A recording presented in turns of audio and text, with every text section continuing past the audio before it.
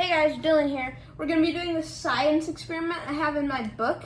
It's supposed to represent like mammals in the Arctic and how some of them have blubber and some don't. And how animals with blubber can survive much longer and very cold with blubber than without of it. And we're going to put my hands in these bags. So now we have the timer. We're going to time how long it takes before I take my hands out of these.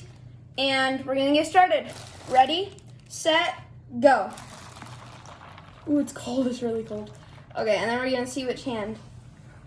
Already, the hand with nothing is much colder than the one with the oil. Like, really, it's a lot colder. This one is still very warm. Holy crap, it's getting really cold. Like, seriously, this is insane. And this hand is fine, this hand is completely fine. It's like, it's as if it could stay in there for a long time. Okay, this hand is starting to go numb. I might take it out in a minute, but this hand is like not getting cold. Like seriously, it's not getting cold. That's insane. Trying to mix it around a little. Okay, I gotta take this hand out. It's really cold. How long was that? Can you check the time?